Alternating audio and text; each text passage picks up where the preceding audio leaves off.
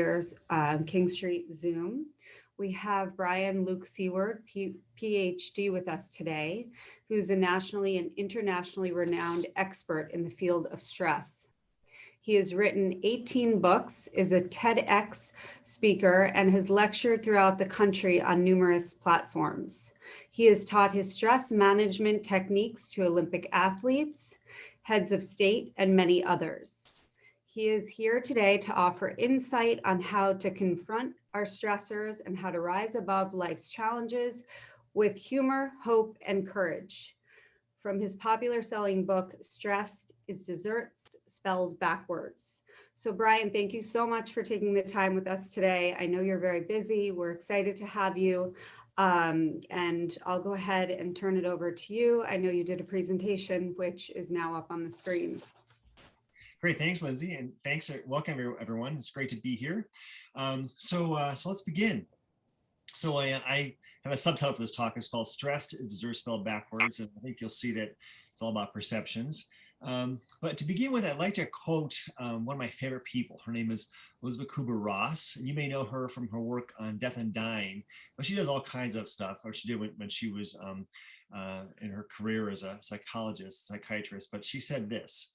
She said, "The most beautiful people we have known are those who have known defeat, known suffering, known struggle, known loss, and have found their way out of the depths. These persons have an appreciation, a sensitivity, and an understanding of life that fills them with compassion, gentleness, and a deep, loving concern. Beautiful people do not just happen." I thought that last line was so significant about the world we're in right now, regardless of what our situation is, because this speaks to everybody. But we're in stress, times of stress. Actually, this is like a new periodical I saw at the grocery store, and this one was right alongside it, The Age of Anxiety. So regardless of who you are and what your situation is, your circumstance, we all have stress, and we seem to have layers and layers upon stress here. It turns out that then we have the coronavirus, and that just kind of compounds things. And that's actually a word I'm hearing a lot now, is compounded stress, from life events, from personal events, from global events, you name it. So the question is stress the new normal? And I have to tell you that not really, because stress has been on the horizon for as long as we've been on the planet here. But the rate of change we're seeing is so significant. That's what tends to blow people over. And when they get knocked off their feet on the ground, it can knock the wind out of you. So, but we have some answers. But I got to tell you, stress has been around before this. And sounds like somebody's microphone's on. If you could mute yourself, that would be great. Maybe Kelly. There we go. Okay, so stress has been around for a long time. Even kids have stress. There's a little bit of humor there. And I saw this picture and I thought to myself, wow, stress has hit every demographic. And this may explain reincarnation. I'm not quite sure. But anyway, everyone's got stress. I gave this talk not too long ago, and a person said to me, how'd you get a photograph of my daughter? I've heard that question 4 times. But it's not just humans. Even the animals have got stress. You may know this cat. And it turns out that we all have stress. So just a little bit about stress to kind of make sure we're all on the same page. The nature of stress is this. There's 2 kinds of stress. There's good stress and there's bad stress. Good stress is when you feel euphoric, when you feel exhilarated. You want to reach your hands up in the sky and say, it doesn't get any better than this. And I hope that you all have those moments. But by and large, those have been kind of rare these days. And this does not make headline news. What makes headline news, if it makes it at all, is the other kind of stress, and that's called distress. And there's 2 kinds of distress. There's acute, which is very, very short term, like, you lost your cell phone, but then you find it. And then there's chronic stress, and that's when things don't go away in 20 minutes. They're around for days, weeks, months, years, and dare I even say decades. So that's the stress that we really want to talk about here. That's what we need to overcome and try and deal with. We're never going to get rid of it. But we want to actually adapt so that we no longer feel like a victim. That's the most important thing to say. So how do we define stress? There's no agreement here because we've got experts in the field of psychology, sociology, physiology, anthropology, theology, and by and large, these people don't speak to each other. So here's some definitions I'll just toss out to you. From the field of psychology, they say that stress is the loss of emotional control. I like that one. And then from physiology, we have people like Hans Selye who say that stress is wear and tear of the body. I'm like, yeah, that makes sense. Very different than the first definition I gave you. And then another definition says that stress is the inability to cope with problems. And yeah, that's true too. And then my favorite definition says that stress is the absence of inner peace. You cannot be stressed and be relaxed at the same time. That's virtually impossible. But one thing that all the experts do agree upon is this, that stress is a perceived threat. And we say the words perceived in quotes because you can have two people in the same situation and one person saying, God, isn't this great? And the other person saying, oh my God, this is horrible. So stress is a perceived threat. And then we say in parentheses, real or imagined, because we can all make mountains out of molehills. I love the quote from Mark Twain who says, I'm an old man now and I've known a great many problems in my life, most of which never happened. So we say stress is a perceived threat, real or imagined to our mind, body, spirit, and emotions. Let's go with that definition. But I got one more. How about this? Stress is any change that you encounter in your life. And we're in times of tremendous change right now, almost on a daily basis. It's hard to keep up with it all. And I got to tell you that by and large, people don't like change, especially change they can't control. I mean, you may be able to think you're in control of some things, but a lot of things we're not in control. We're not in control of the pandemic. We're not in control of some aspects of our health or certain situations. But we are in control of our thoughts and attitudes about that. That is key. So I love the expression that says, the only person who likes change is a wet baby. The rest of us do not like change. There's two emotions with stress. Okay, actually there's about 159, but they fall in two categories, anger and fear. Anger is a fight response, fear is a flight response. And all other emotions are somewhat tied to these.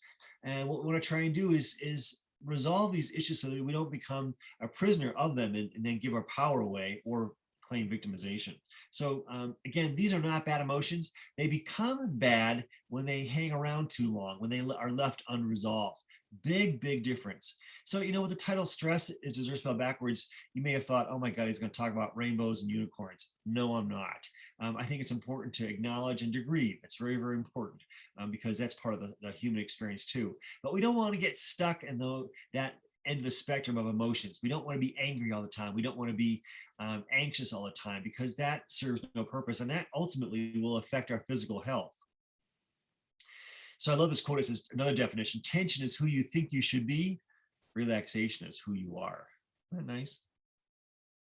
Well, we have the same situation and we have different interpretations. That's what makes stress so dynamic and so human behavior so interesting and fascinating. The original quote for this picture was this kid in a green t-shirt says, I told my twin brother he's adopted. Insert laugh now. So I want to give you a little stress test. Not that you don't really need it. You've probably had many as it is already, but try this on for size. I'm going to show you a picture and I want you to see if you can determine if you see an old woman or a young woman. So who sees the young woman? She has her face kind of turned away from us. And the old woman, she's got like a profile shot. Eyes, big honker of a nose, and very thin lips and a chin. Well, we have an expression in stress management that says this. Every situation has a good side and a bad side. Each moment, you decide. See this picture here? I love this picture. This guy is not in the driver's seat. Would you agree? He's clearly not in control here. But the beautiful thing is he's not falling off the bike. He stayed in balance. And that's the message I want to get across today is that we may not be in control of everything. In fact, if you think you are, then that's called being delusional. We need to talk about that issue. But it turns out that you can still stay in balance. That's the message. And that's the message I want to share with you today is that we may not be in control, but we can still stay in balance. I love this quote. It says, attitude is a paintbrush in which we choose to color the world. After the Columbine shooting incident in Colorado here, I was asked to go down and speak to the faculty and staff of the high school there. And I saw this poster up on the wall and this quote, and it turned out that I saw it everywhere I went in that school that day. And it turned out that this is how people were beginning to try and cope with a devastation and a loss, like having your best friend shot or your students shot. I ended up having 9 students from that episode, Dodging Bullets, as students in my class at the University of Northern Colorado. So it was something that affected everybody, just like, all kinds of things can affect us. Well, I want to introduce to you and perhaps reintroduce to you one of my heroes. His name is Joseph Campbell. And if you don't recognize his name, he is a cultural or was a cultural mythologist. We lost him a couple of years ago, but he's very famous for his work called The Power of Myth. And you may have seen this episode he had with Bill Moyers on PBS years ago. Even though it was filmed years ago, it's still as germane as it was the day they made it, because this is ageless wisdom. I was talking to somebody the other day and I said, technology may change rapidly, but human behavior, not so quick to change. We're seeing the same problems we saw 100 years ago with that pandemic, and here they are again.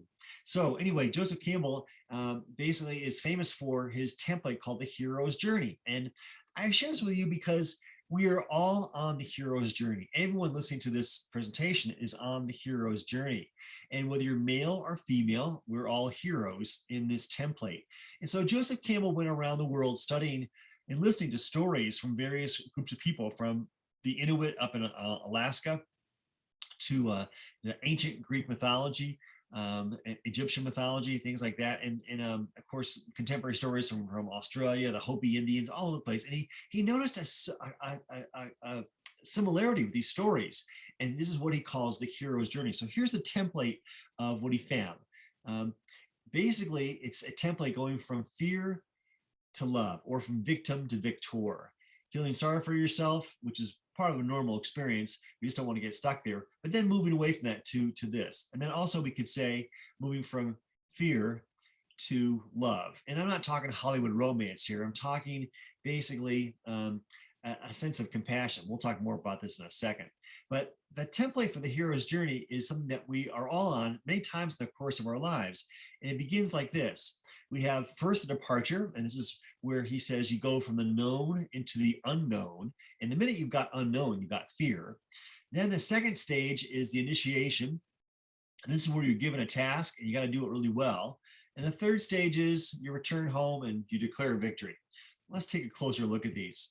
So in the departure stage, we have all kinds of fairy tales and fables and stories, some of which I'm sure you're going to recognize when you see these slides here. But like, for example, Joseph Campbell called this the call to adventure, that you're lured out of your comfort level to grow and expand. And so this is an adventure. And I love the quote from Helen Keller, who said, life is either a daring adventure or it's nothing at all.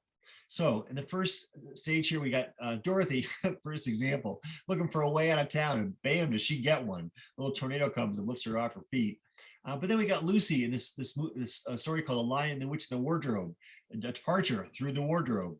And of course, then we've got things like Lord of the Rings. There was a departure in this 3 movie set, almost like on a 15-minute basis. It was always something going on there.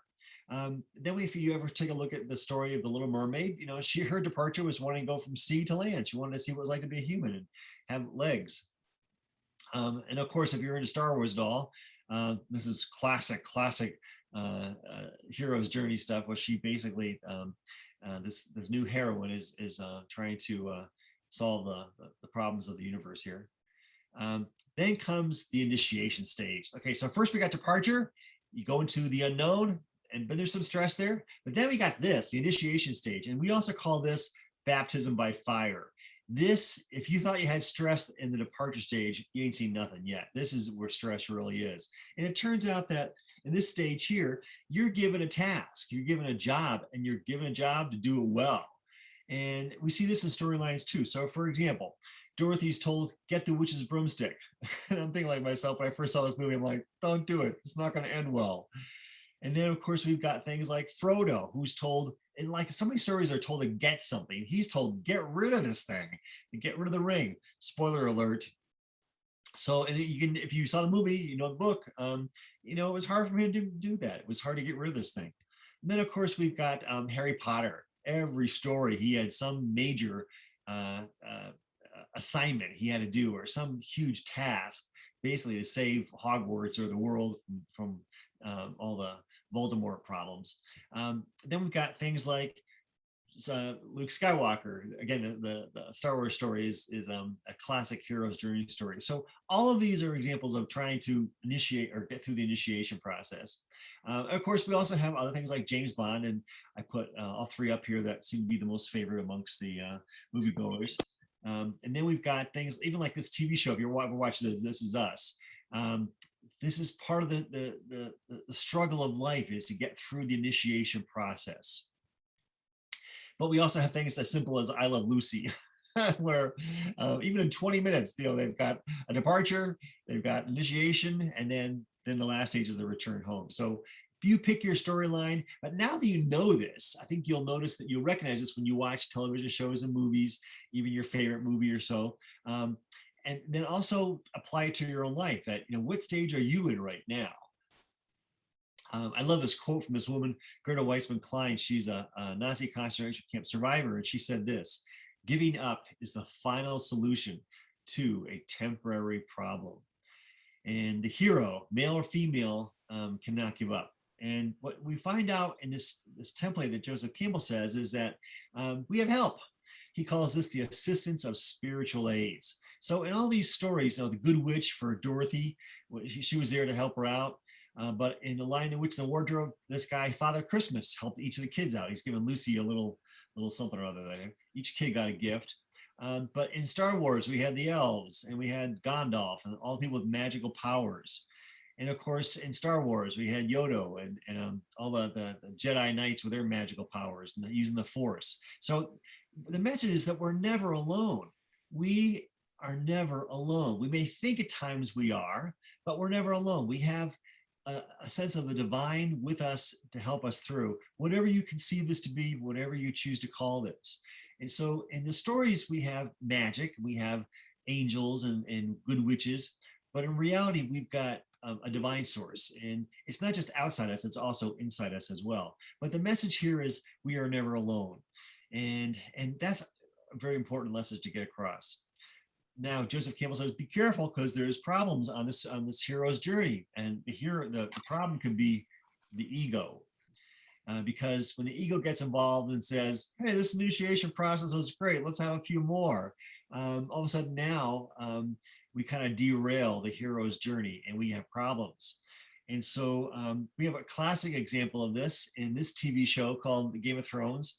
I don't know if you watch the show or read the books at all, but the guy who wrote this hated Joseph Campbell, and he hated the hero's journey. And that's why your favorite characters died off before they ever got much done, until basically the TV show went ahead of the book series. Then Hollywood got involved and tried to right that wrong. Although I don't think anyone liked the ending of that story. All right, I got my stool box there. But in real life, we've got people like this who basically get a little too egotistical. They want all of the yellow jerseys. They want everything, and their greed gets in the way. And greed is not a spiritual value that you can use on this hero's journey, because the hero's journey is a spiritual journey. If I didn't say that before, I'll say it now. And there is no room for greed in the spiritual journey. So we're back to our beloved heroes. They try and do it right. And so the last stage of the hero's journey is with this. And actually, these are the spiritual aids I was talking about that we all have within us. I meet a lot of people who've been through hell and back, and a lot of people. And there's two ways you can do this: go through as a hero or as a victim. And the victim stories they get old after a while, because people just are always looking for pity, and that's no way to live your life. And so when I do people who've been through hell and back, and I have all kinds of stories I'm going to share with you momentarily, I'm really curious how they did it. And they said this. They said it was my sense of faith, or my sense of humor, it's my sense of humbleness, my sense of forgiveness, my sense of patience. And I realized that these are things that are not gifts for a chosen few. They're birthrights for everybody. So I call these muscles of the soul. And the reason why love is in capital letters down the bottom is because these are what I call all colors of love's rainbow. So when we talk about moving from fear to love, we're talking about moving from anxiety, fear, anger into using some of these. And these, by the way, are also called coping skills for stress. So there's some dots to connect right there for you. And this is how we deal with the initiation process, the stress that we are given, this humongous, insurmountable obstacle that we can begin to chip away, circumnavigate, or transcend. Well, the last stage of the hero's journey is the return home. And this is where you come back home to where you started and you declare victory and say, hey, I did it. Look what I did. So in the story of The Wizard of Oz, Dorothy's back home and she's sharing with everybody about how great her whole adventure was. In Lion, the Witch, and the Wardrobe, these guys come tumbling through the wardrobe, and that's how they got back home. Every hero to complete the journey has got to come back home again. And home isn't necessarily a building, and it's not necessarily a place you've been before. Home is a message of homeostasis or peace or balance or a sense of comfort. And so in a story or a fairy tale, yeah, they come back home like, Pinocchio or Ariel in the Little Wizard, but I'm sorry, the Little Mermaid. But the idea is that we want to come back home to a place of peace. That is essential. So there's a Frodo's Hobbit place, and even the TV show, the movie Frozen, which everyone seems to be really popular with these days. I think they just come out with Frozen 2. And what Joseph Campbell says is you become the master of two worlds, the world that you left behind and the world you come home to. And I'm hoping that everybody in the audience that hears this can recognize themselves as both a hero on the hero's journey and ultimately a master of two worlds. And this is important because we don't want to put on the label of the victim. So the hero's journey, ta-da, that's what we're all here for. And what I've come to realize is that this is actually a story of resiliency. Resiliency really is the health of the human spirit. And the hero's journey through Joseph Campbell's eyes, and he's not alone in this, is really a story of resiliency, trying to rise above the toils, the crises, the traumas that we've been through, and to come back to a place of peace, come back to return home, and to do it gracefully, not as a victim. Because that story gets old. And although it's important, we want to actually grieve our loss, whatever it might happen to be, we don't want to get stuck there. And a lot of people, you may notice, do get stuck there. I met people who've had what I think are pretty good lives. And when you hear them talk, all they do is just bitch and moan and whine about how bad things are. And I'm thinking like, wow, you don't realize how good you have it. And it turns out that the victimization role is very common in our country, but I'm really enthralled with the stories of people who rise above this. By the way, speaking of rise above it, there's one of my quotes from Winston Churchill, my favorite quotes from Winston Churchill. He says this: if you're going through hell, keep going. Don't stay there. And I think a lot of people realize that's no place to be. So we all are going through some episodes of stress, everybody on this planet. I mean, nobody gets out of here without going through some elements of stress. And the question is, how do we cope with it? How do we adapt to it? How do we rise above it? And the answer is about what you're about to hear, using the muscles of a soul to get back home again. So this is a short list. There's actually a lot more than this, but these are things I hear that are pretty common when I talk to people who've been through hell and back. And now when I do meet people like this, they glow. It's kind of like grace personified. And there's no signs of animosity. There's no signs of anger or resentment. There's no signs of perpetual anxiety. They've actually moved beyond that. And it's work. It is work to do that. Don't get me wrong. I'm not talking rainbows here and unicorns. It's work. But as you emerge from the darkness of this horrible night, the dark night of the soul, then you bathe in the brilliance of this light. And that is what we need to actually accomplish. And coming home is not so much coming back home, but also sharing what you learned so that other people can benefit. Because when we do this, the world becomes a better place. So I want to share with you a couple of stories. The first one is on the story of patience, or the muscle of the soul called patience. And this story begins with a woman named Nian Cheng. She just died a couple of years ago, but I met her about close to 30 years ago when I was in DC. I worked at the American University. I was in the faculty there. And she had just come out with a book called Life and Death in Shanghai. If you're looking for a really good book to read, I highly recommend this book. So she came on campus to give a talk, and I thought, it'd be kind of nice to actually have her come to my stress management class. And I had a bunch of students who were, to be honest with you, a bunch of spoiled brats. They thought they had it really rough, and I'm like, no, you actually have it pretty good. But, I can't tell them that. They need to find out for themselves. And so I invited this woman to come to my class, and she said, sure, I'll come. She goes, come pick me up at my house. I'll be there for you. And it turns out here is her story.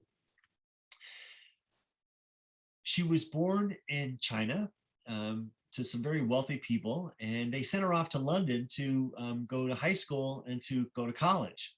And she met, when she came back home, she met this guy who she knew when she was growing up, and she fell in love and she got married. And he became the ambassador to Australia. And while they're in Australia, she has a baby, and then they begin to raise her there for several years. And then all of a sudden, there's problems in China. Chiang Kai-shek is no longer in power. He flees, and Mao Zedong comes to power, and the communists take the lead here. And all of a sudden, all the people who were ambassadors are told, get home, you're not communists. And once they got home, they were all fired. And so now Nian Qing basically has no means of existence, and her husband doesn't either. And then he gets a job with the Shell Oil Corporation because he spoke English. They thought we could use this, and then he dies. He dies of I think pancreatic cancer. And now she's got a daughter who she has to raise and support, but she's got no means to. Well, the people at Shell Oil Corporation had met her. They knew that she spoke English, and they said, would you be willing to take your husband's job as like the cultural emissary for Shell Oil here in China? And she said, yes, I'll be glad to. Well, you would thought that might be a nice ending to the story, but that's where it really begins. Because within 3 or 4 months of this job, one day there's a knock on her door, and she opens it up, and it was the Red Guard. And the communist Red Guard, they said, you're under house arrest. And she said, what's my crime? And they said, you're a spy for the British.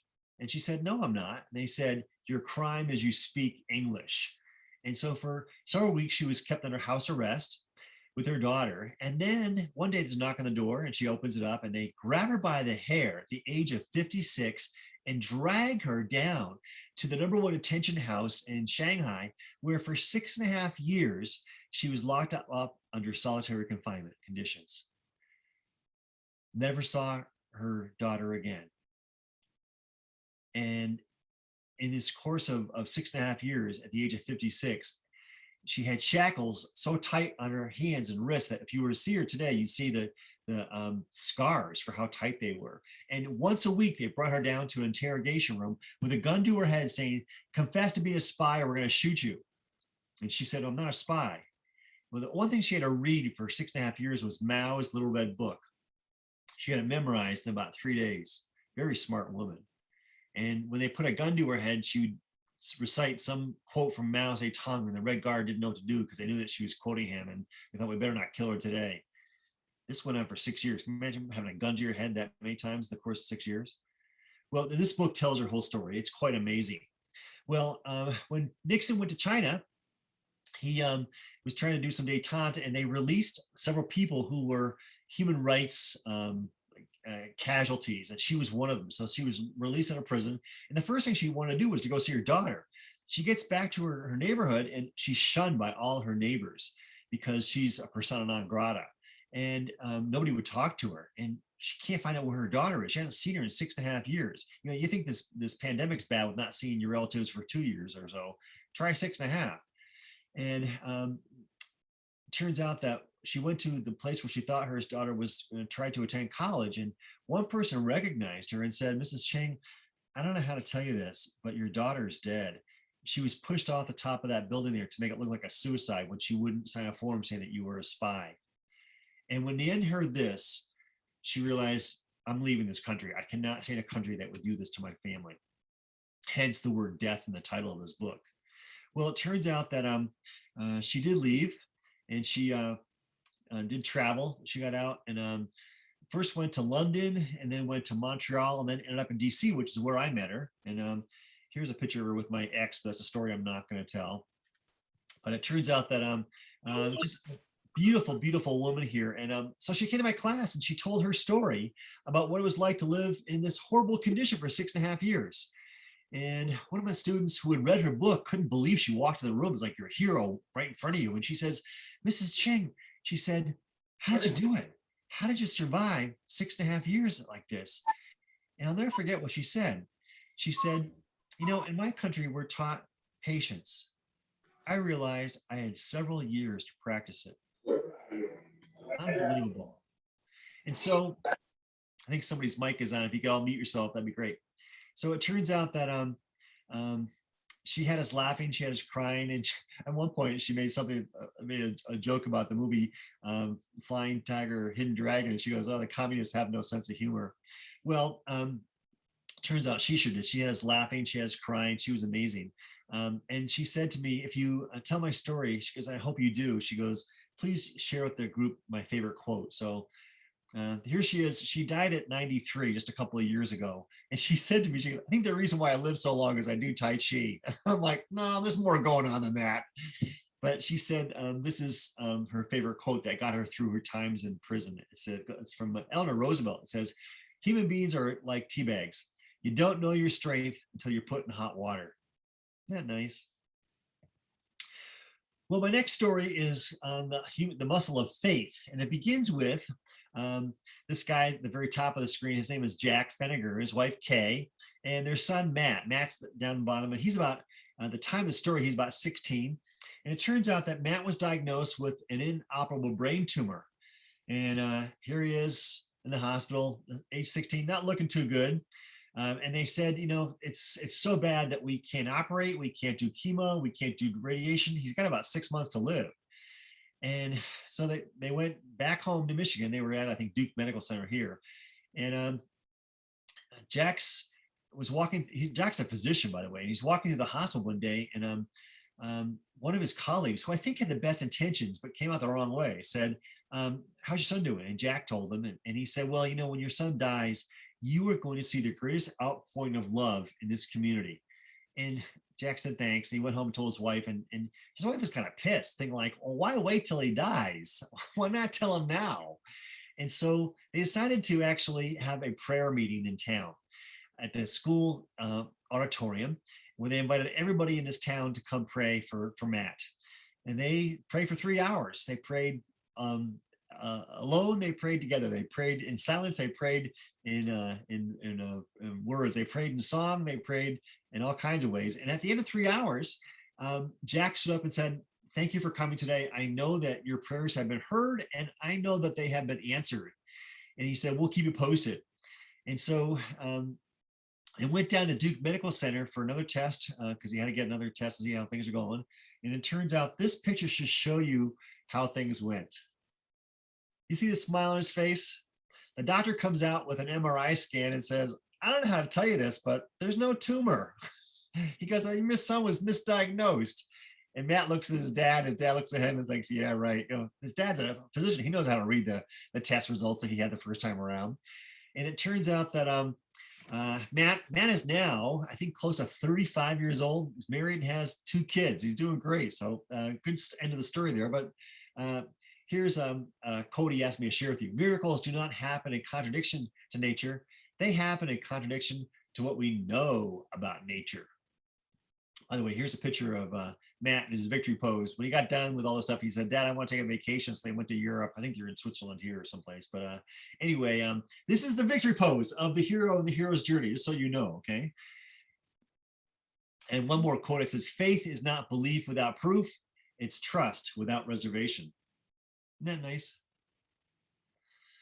I got one more story for you. Actually, I got a couple more for you. This is my favorite. They're all my favorites. This is my favorite. So this is a story about a little boy named Peter. And turns out that there he is. And I met Peter on a plane ride from Denver out to California, out to Los Angeles. And when I fly, I like to fly, I get usually bumped to first class. And I like the window seat. I like to look out and see what's going on down below. And there's some great mountains between here and LA. So I get on board the plane, and there's some kid in my seat. Now I've got like 10F, and there's some kid in there, and this is the kid. And his mother sitting right next to him, and she said, "Would you mind taking the aisle?" I'm like, "Yeah, sure, no worries." So the minute I sit down, this kid puts his foot on my lap. And I'm like, "What's the deal with this?" And he says, "I bet you're wondering why my foot's on your lap." And I said, "A thought occurred to me to ask." And he said, "Well, you probably can feel my leg's pretty heavy. I got a cast on it." I said, "Did you break your leg?" And he goes, No. He goes, "By the way, my name is Peter. What's yours?" And I said, "My friends call me Brian." And he goes, "Okay, Brian." "Yeah." He goes, "I don't have a broken leg." He goes, "I have cancer. I got bone marrow cancer." He says, "But," he goes, "I don't think so anymore." He goes, "I think it's all gone." and he just was beaming optimism. And so he says, "Do you know why we're going to LA?" And I said, "No, why?" And he goes, "Oh, I'm glad you asked." He goes, "I made a wish." And I remembered when I was being told by the physician that I had cancer, I was upset for the first half hour. And I said, "Well, what happened after that?" And he goes, "I remember something." I said, "What'd you remember?" And he goes, "I remembered if you're a kid and you got cancer, you get to make a wish. So I made a wish." I said, "What was your wish?" He said, "My wish is to swim with dolphins." So here he is getting ready to swim with dolphins. And there's a picture his mom took of some of the dolphins he swam with. So so it turns out this might be the end of the story, because but I found one thing about stories, they keep on going. Whoever wrote the book, The Never Ending Story, they got that right. So it turns out that we saw each other at baggage claim, or I tried to, but I couldn't find the kid afterwards. I never thought to get his phone number and stuff, but it was a remarkable story because he was just so happy and so optimistic. And I thought, I don't think anybody this plane's sick because of all your optimism. Well, it turns out that stories do go on, and I did see him, and the story to continue goes like this. Here's a picture of me taken about 35 years ago. Or is it me? Because I've been told I look like somebody else. Maybe you recognize James Taylor. So I'm at a James Taylor concert. I should tell you that when I was young, it hasn't happened too much recently, but when I was younger for like about 30 years, about once a week I got asked, "Are you James Taylor?" I got asked that all the time. Unbelievable. Even his brother said to me, "You look like my brother." So I figured I passed the litmus test. So anyway, I'm at a James Taylor concert, and everyone's trying to get me up on stage because I think I look like James Taylor, and it was a disaster of a night. But anyway, and when it was over, I thought I'd try and go backstage and meet James Taylor. And it turns out I go backstage and I hear this pitter patter of feet. And I look behind me, and there's this really tall guy, about 6 feet tall, with long blonde hair. And he goes, "Hey, you." And I thought, uh-oh, he's going to tell me I can't be here. I'm going to try, a bouncer going to kick me out. And he says, and I thought, "Oh, please don't ask me that question." And he says, "Are you Brian Luke Seaward?" I'm like, "Yeah." "Who are you?" And he goes, "I'm Peter, the guy with two great legs." Isn't that amazing? So he asked me to share a quote with you too, because he knows I give a talk about this. And the quote goes like this: "To catch a falling star, you got to stand underneath it." And then his mom said, "I got a quote for you too." She goes, "Add this to your mix." And it says, "Those who don't believe in magic will never find it." This is the guy who wrote the book, James and the Giant Peach. I think Charlie and the Chocolate Factory too. Well, that's my favorite story, but I got another favorite story for you. And it goes like this. It's the muscle of humor. And humor is so important. In fact, most everyone I talk to talks about the importance of humor, but this person personifies it incredibly well. And to begin with, I got to tell you that when I was at the American University in DC, I taught a class called Humor and Health. And the research on humor goes something like this. Now, there's a little idea of what the class is about, but the research shows you that the average child laughs about 300 times a day. And I've actually been around kids, and they do laugh a lot. And they laugh a lot because they're trying to make sense of the world. And when something doesn't make sense, they kind of giggle and laugh. And to be honest, when you're 4 years old, nothing makes sense because you're trying to figure out what the hell's going on. But then adults, we become so sophisticated, we're down to 15 times a day, if we're lucky. And then people in the hospital, zero, the big goose egg. And the research shows that is not healthy. We got to have at least, the research shows, at least 15 laughs a day. That's the quota. And so I want you to keep that in mind, because no matter who you are or where you are, what your day is like, we need to have a good quota for optimal health. Everyone, this is for everybody. And so this is what I taught in class. So the class filled up actually pretty quickly before the class started. You know, when you in college, you actually sign up for classes for the fall in the May, and they only had 30 spots for my students in this class because it was a small classroom. And turns out that my phone rang off the hook with students trying to get into class.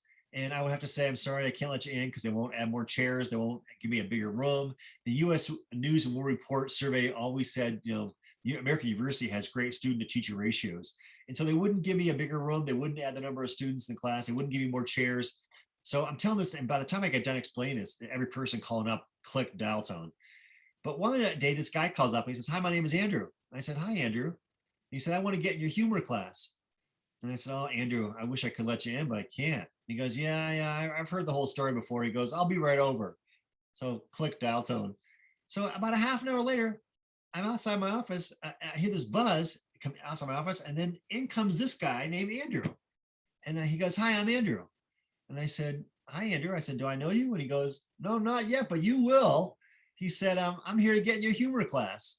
And I said, Andrew, that's great, but I can't let you in. There's no way. He said, do you have time for a story? I said, yeah. He wheels his wheelchair in barricades me in my office. I'm not going anywhere. I got all the time in the world for a story.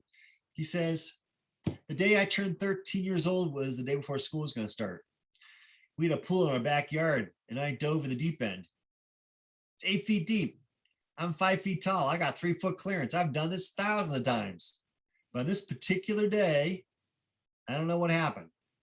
I dove in, something snapped, and I could barely get up to breathe. My brother pulls me to the edge of the pool where they called 911, and I spent the next 6 months in a rehab hospital. Think you got stressed? Try that one on for size. He said, every day this nurse would come into my room after lunch and she'd say, Andrew, you want to hear the joke of the day? He goes, if I could have used my arms, I would have pulled the covers over my head, but I couldn't use my arms at that point there. And I just say, get lost. Did that deter her? No. She tells a joke, laughs, walks out. Next day, same thing. Next day, same thing. This went on for 6 months. At some point, I began to tell her words that even sailors haven't heard. This did not deter her. She'd tell me a joke, laugh, and walk out. Sometimes I would pretend to be a dead. One time I pretended to be dead and they give me CPR. That was gross. He said, don't ever try that. That's disgusting. So it turns out I just pretend to be asleep. But one day she walks in and says, Andrew, you want to hear the joke of the day? And I just kind of give a fake snore. And she tells this joke and I started to laugh. He goes, and it wasn't even a funny joke, but I think I laughed for all the times I wanted to laugh in the past 6 months, but wouldn't give her the satisfaction that she was actually having an impact on my life. He said, on that day, I knew I was on the road to healing. He said, now, I'm a graduating senior. My life's pretty tough. I really want this humor class. Is there any way you'll let me in? I got tears coming down my cheeks right now. I'm like, yeah, for you, I'll let you in. He goes, good. He goes, I have my own chair too. So the last day of class, by the way, he knows I give talks here. So he says, he goes, throw this next slide to your slideshow. So here we go. He goes, here's how you can tell if Catholics are driving too fast. Oh, wait a minute. I forgot I had this one. Here's how you can tell what kings and queens do for their picking nose. Okay, so my slides are out of order, but anyway, here it goes. So I was so enthralled with Andrew's story that I wrote about it in this book. And I'm at a book signing at Borders Bookstore. This is years ago, and before they closed, I should mention to you. And I'm about 500 miles from where I last saw this guy telling the story about Andrew, but who walks down or wheels down the ramp in the story about Andrew? Unbelievable. And he says, I want you to meet my wife. I got married. And this is his wife, Lauren. And I said, hi, Lauren. And Lauren says, guess what? She goes, I'm pregnant. 8 months. She goes, I'm not going to give birth tonight, but it's going to come any day now. And it turns out that we swapped email addresses and phone numbers and stuff, and we're still in touch now. But a week later, maybe 2 weeks later, I got this picture in the mail saying, I want you to meet my daughter, Alexa. Isn't that gorgeous? And he said to me, I'm going to tell you the same thing I told you the last day of class. He goes, raise your hand. So I raised my hand. I said, what's going on? He goes, promise me that whenever you talk about humor, you'll make people laugh. And I said, Andrew, I can't do that. I'm not a comedian. He goes, yeah, I know. You proved it the whole semester. He goes, but don't stop trying. So here's a little something he asked me to put in the slideshow for you guys. And this is how you can tell if Catholics are driving too fast. Insert laugh now. But here's how you can tell if dog owners are driving too fast. So here's a little comic relief. We're gonna see if we can get your 15 laughs today. So I can't hear you because you're all on mute, which is probably a good thing, but feel free to laugh out loud because we need our 15 laughs. So here we go. Try and find one humorous thing a day. You don't have to look too hard. Okay, keep looking. Keep looking. So saw this on Pinterest. Nailed it. That's about how I'd be doing it. Here's how bacon cheeseburgers are made, in case you're wondering. Here, try this one. Another dangerous game kids play is to tunnel in snowbanks near the road. A few years ago, one boy...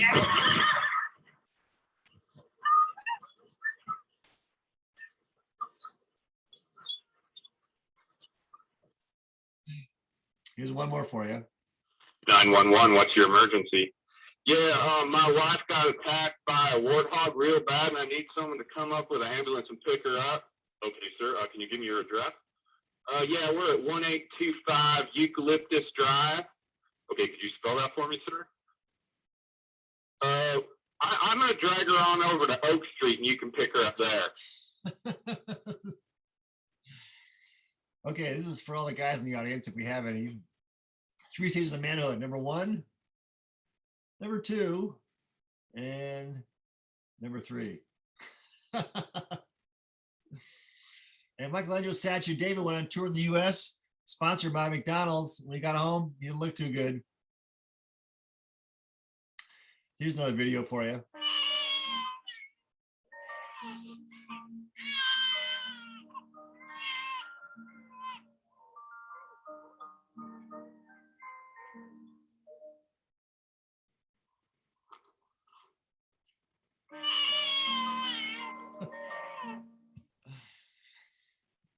Okay, so keep looking for one funny thing a day. It says, by any chance, have you been rubbing the Viagra on your head and swallowing the Rogaine? Look at this guy's tail.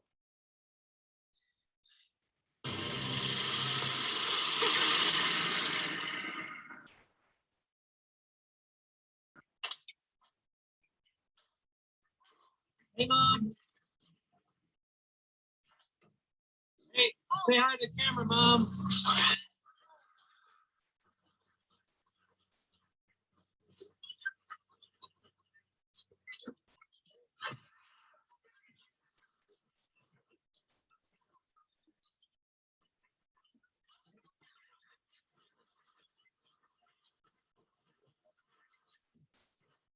I can't believe you guys still film that. Okay, so I'm going to give you a homework assignment. You're not getting off easy with this talk. You got to try and create a Tickle notebook. And a Tickle notebook is something that is like a collection of funny jokes, JPEGs, photographs, even videos, memes, things that make you smile and laugh, because we can't be down the dumps all the time. It's not healthy for our immune system. So I'm going to ask you to try and put together a collection, and what you're about to see now are things that people had given me, because they know that I did give talks to all kinds of people across the country. And a few people from middle school said, we took a look at your website. We saw you doing something outside in Rye, New York. So here's a couple of images from our Tickle notebook to inspire your audience to make their own.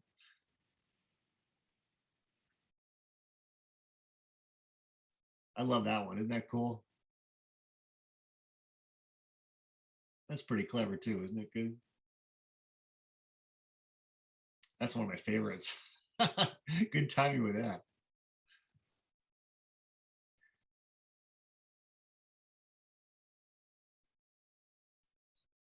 The last car parked here is still missing. I'll just read that one out loud. Maybe you know this road. I don't know. Maybe it's in Connecticut.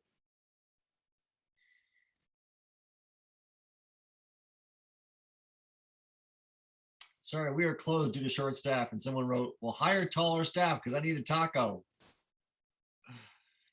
This is when dads get bored babysitting. I love the one in the bottom left-hand corner. Oh my God. And here's a family portrait. Isn't that cute? Das hier ist mein Sektor. Das hier ist das wichtigste Gerät des Küstenwächters. Das Gerät für das Überlebensradar.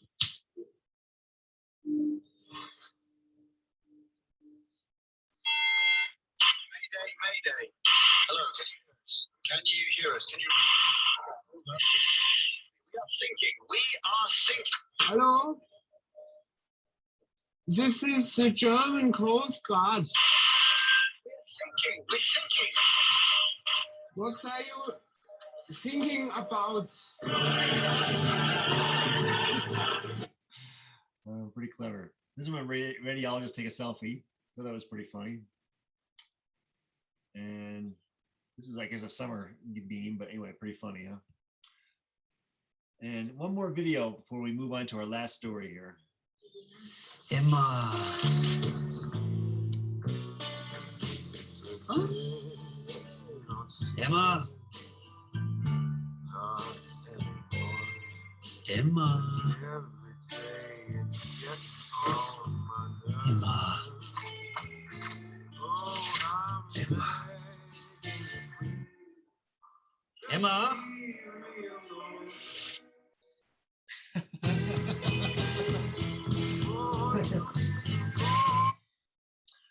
Okay, well, this is what Andrew's daughter looked like a few years ago, but she's grown up. She's a high school graduate now. Isn't she sweet? And Andrew asked me to share this quote with you. Oh, I forgot about that. I'll say that story for later. But it says, angels fly because they take themselves lightly. When we do the same, we allow our spirits to soar.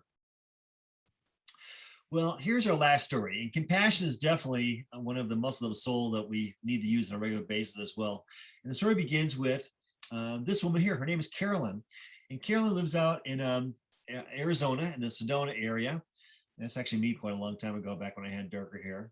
And it turns out that this woman here, the younger one, is to your right, is actually a nun. And this nun hired me to be a consultant for their hospital to integrate various forms of integrative medicine into the Western model.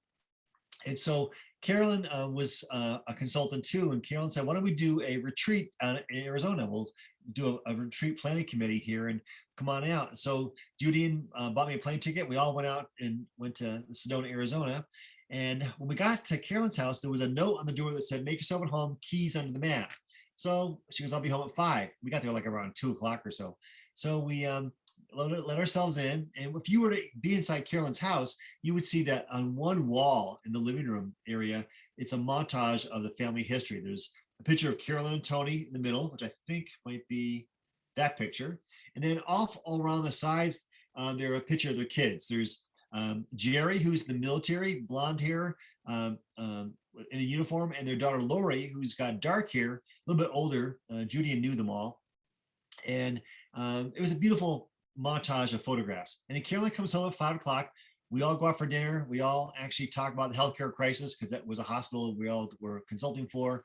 And then we all come home, we all go to bed because everyone's in a different time zone and everyone's kind of tired. So there's like 8 bedrooms in this house, so we all go off to bed. I have a dream that night.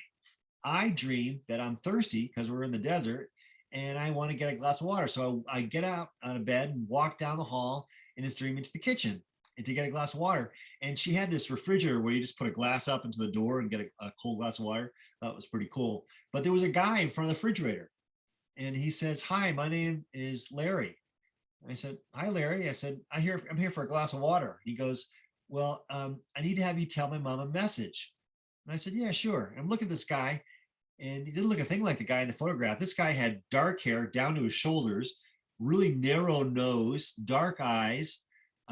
His name was Larry. The guy in the photograph was Jerry. Jerry had blonde hair and blue eyes. So a very different person. He goes, tell my mom that I'm okay. And I'm looking at this guy thinking like, okay, he's about 30 years old or so. And he goes, no, tell my mom I'm doing great. She needs to hear that. I'm like, okay. So I get a glass of water and I walk back and I fall asleep in my dream and I wake up to hear noise in the kitchen. So I wake up, it's a morning time. I get up and I walk down the hall, see the photographs that I saw the day earlier and remember this guy and thinking that this is not look at the guy in the photograph. I walked through the kitchen door and I remembered the dream vividly. And Carolyn says, good morning. I said, good morning. I said, I had a strange dream last night. And she said, well, that happens when you sleep in different houses. She goes, what was your dream about? And she's mixing pancake batter. And I said, well, I dreamt that I met this guy named Larry, who says he's your son. He's about 30 years old, brown hair, brown eyes, very thin nose, and he has a message for you. And she stops beating the bowl and she turns around. And she says, what's the message?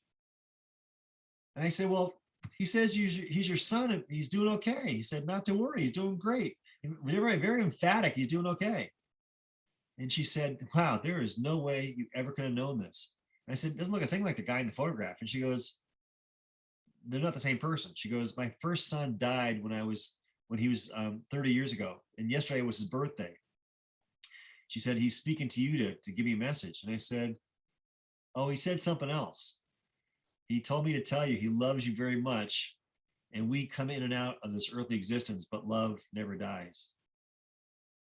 Isn't that wild? But there's more, because the stories always go on. So it turns out that, by the way, there's Jerry off to the right and Lori, his sister, off to the left. I think Jerry's wife and little girl. That's Tony. Tony died of pancreatic cancer soon after I met them.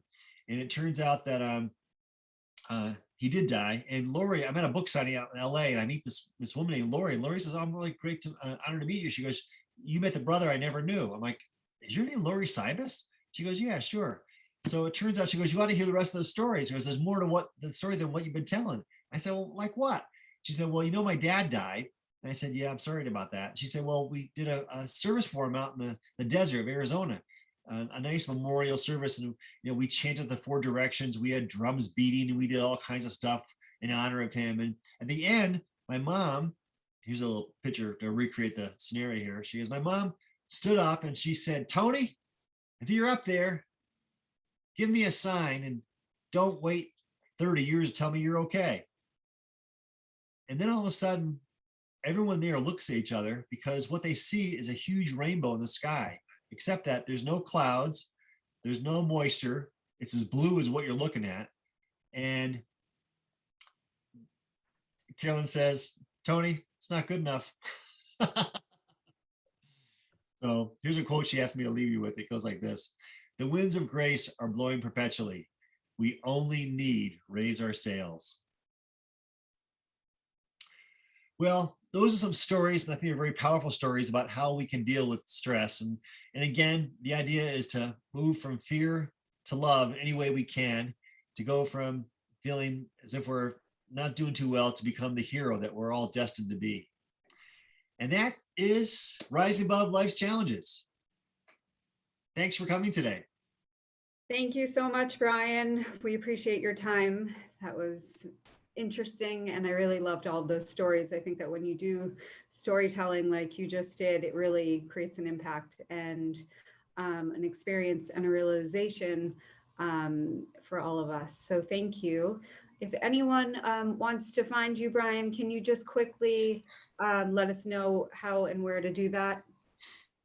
Yeah, like everyone else, I have a website. It's my full name, brianlukeseaward.net. And I think you may see that on the flyer there. But Seaward is Seaward. If you Google me, you'll see my link to my website. And you can see all kinds of stuff, some articles and some good inspirations there as well. Okay, thank you again, and hopefully everyone will reach out. If you have any questions to Brian, we're also going to put this up on our King Street Rehab YouTube channel, so you can spread the word if anyone wants to watch it, if they weren't able to see it.